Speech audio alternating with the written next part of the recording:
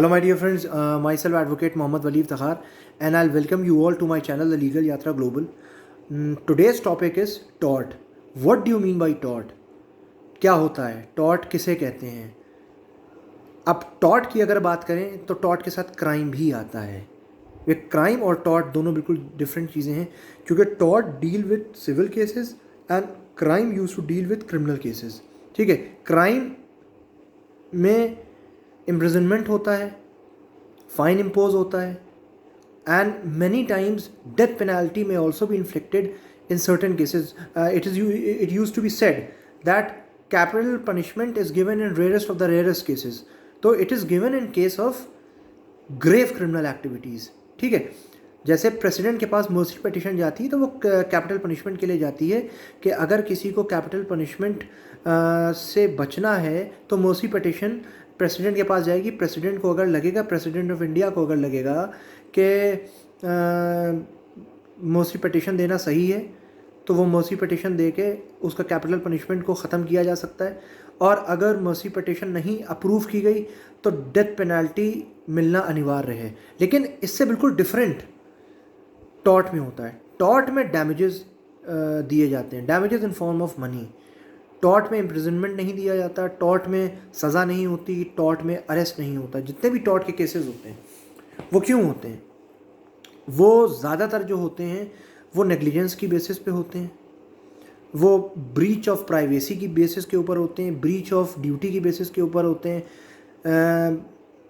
Non performance of contract की basis के ऊपर होते हैं, फाइनेंशियल इश्यूज़ की बेसिस के ऊपर होते हैं. फाइनेंशियल इश्यूज़ के बहुत से मैटर क्रिमिनल लॉ में भी होते हैं, लेकिन टॉर्ट में भी होते हैं. There are many individualist thing, there are many individual things, there are many personal things जिसकी बेसिस के ऊपर टॉर्ट के केसेस होते हैं, क्योंकि ये इंडिविजुअल लेवल पे डील करता है जो टॉर्ट है. लेकिन क्राइम अगेंस्ट द स्टेट होता है, टॉर्ट अगेंस्ट द इंडिविजुअल होता है.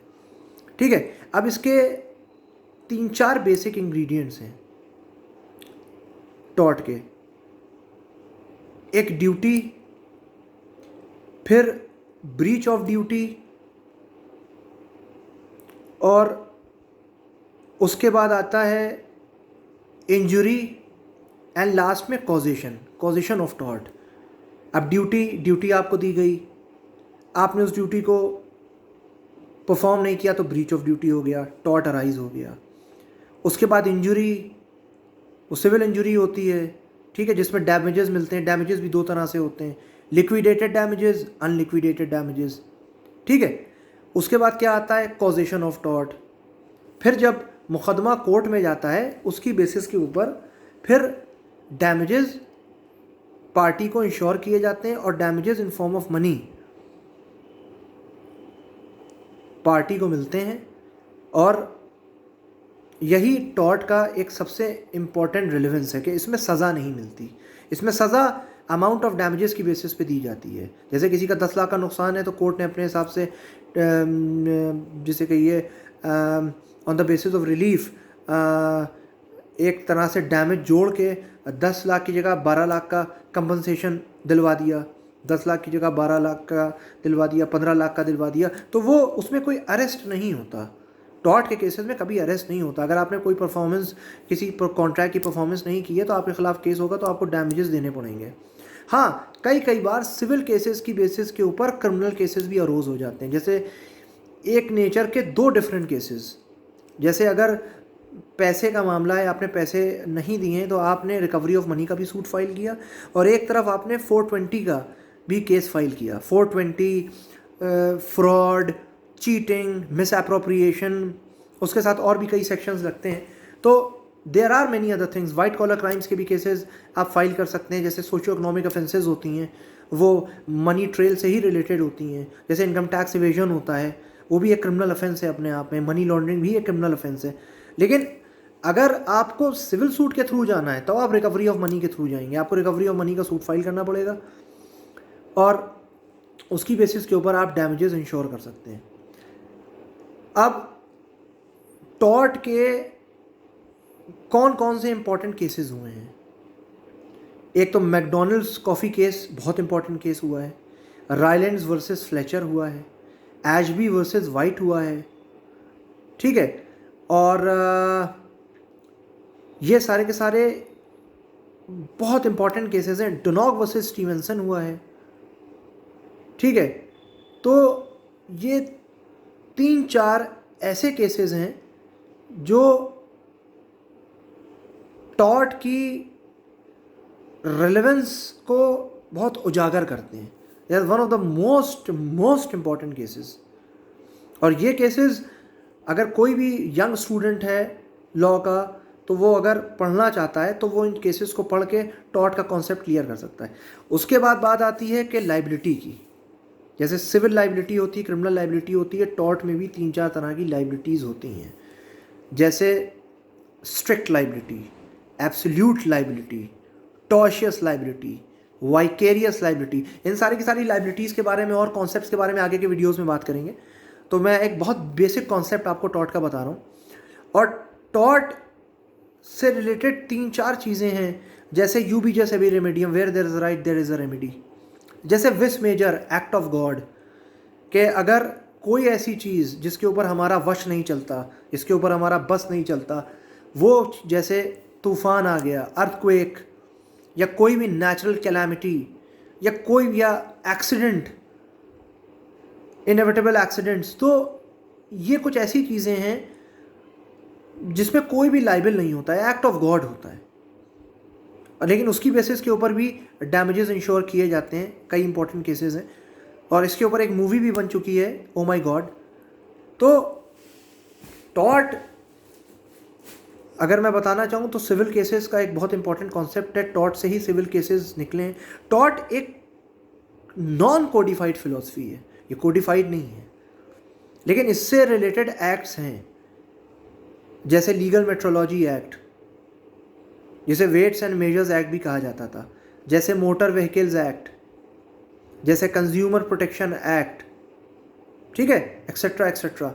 There are many cases, even company cases जो होते हैं, बैंक से रिलेटेड केसेस जो होते हैं, जो डेट रिकवरी के केसेस होते हैं, ठीक है, इंश्योरेंस कंपनीज के केसेस होते हैं, ये सब टॉर्ट के एम्बिट में आते हैं। ये सब टॉर्ट के केसेस हैं, ये सब टॉर्शियस लाइबिलिटी के अंडर आते हैं। ये सारे के सारे केसेस ये क्रिमिनल केसेस नहीं है। हाँ, नेचर अलग होके क्रिमिनल केसेस भी हो सकते हैं, लेकिन उसका नेचर अलग होगा, उसका स्कोप अलग होगा, उसका मोड ऑफ पनिशमेंट अलग होगा, मोड ऑफ एक्वायरिंग डैमेजेस या mode of acquiring compensation, fine, जो भी है वो बिल्कुल डिफरेंट होगा इन कंपैरिजन टू टॉर्ट, ठीक है। और civil procedure code civil cases के लिए यूज़ होती है और criminal procedure code criminal cases के लिए यूज़ होता है। कहने का मतलब है जो सिविल केसेस होंगे जो टॉर्ट के अंदर आते हैं वो सिविल प्रोसीजर कोड के थ्रू गवर्न होंगे, और जो क्रिमिनल केसेस होंगे वो क्रिमिनल प्रोसीजर कोड के थ्रू गवर्न होंगे। और उसके अलावा ये तो प्रोसीजरल लॉज हैं, there are substantive laws also, जैसे कंज्यूमर प्रोटेक्शन एक्ट है, मोटर व्हीकल्स एक्ट है, ठीक है, आपका लीगल मेट्रोलॉजी एक्ट है, ठीक है। लेबर केसेस की भी अगर आप बात कर लें, अगर आप लेबर केसेस की बात कर लें, मैटरनिटी बेनिफिट एक्ट की बात कर लें, फैक्ट्रीज एक्ट की बात कर लें, इंडस्ट्रियल डिस्प्यूट्स एक्ट की बात कर लें, ये सारे के सारे सिविल केसेस हैं।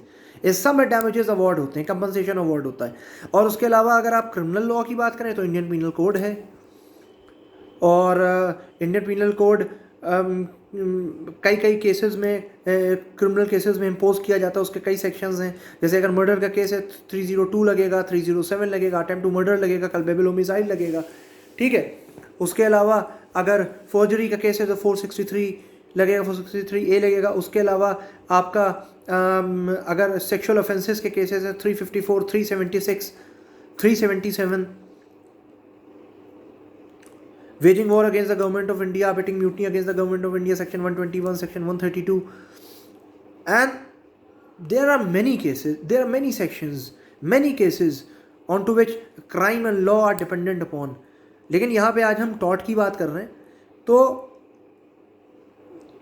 फिर बता रहा हूँ, तो लिक्विडेटेड डैमेजेस या अनलिक्विडेटेड डैमेजेस के लिए या डैमेजेस इंश्योर करने के लिए और रेमेडी के लिए, सिविल रेमेडी के लिए हमको टॉर्ट को ही कंसल्ट करना है। टॉर्ट कोडिफाइड नहीं है जूरिस्प्रूडेंस की तरह, लेकिन टॉर्ट से भी कई कई चीज़ें इंटर रिलेट करती हैं और कई एक्ट्स इंटर रिलेट करते हैं, और उसकी फिलॉसफी के बेसिस के ऊपर कई जगह कई कंट्रीज़ में एक्ट्स बनाए गए हैं। और बहुत सी वेस्टर्न कंट्रीज़ में टॉर्ट कोडिफाइड है जैसे कहा जाता है, लेकिन इंडिया में इट्स नॉट कोडिफाइड। और हमको सिविल केसेस के लिए ये सोचना पड़ता है कि हमको डैमेजेस मिलेंगे, लेकिन डैमेजेस किस फॉर्म में मिलेंगे ये डिस्क्रिप्शन ऑफ द कोर्ट है और facts and figures of the case है। इसकी बेसिस के ऊपर आप टॉर्ट में रेमेडी ले सकते हैं। और एविडेंस भी बहुत ज़रूरी होती है, आपके पास फैक्ट्स भी होने चाहिए। इसकी बेसिस के ऊपर आप टॉर्ट के केसेस जीत सकते हैं। और ज़्यादातर ये कॉन्ट्रैक्चुअल मैटर्स के ऊपर, ब्रीच ऑफ ड्यूटी के ऊपर, non performance of contract, non performance of duty के ऊपर, नेग्लिजेंस के ऊपर, इन्हीं सारी चीज़ों के ऊपर डिपेंडेंट होते हैं। तो थैंक यू वेरी मच।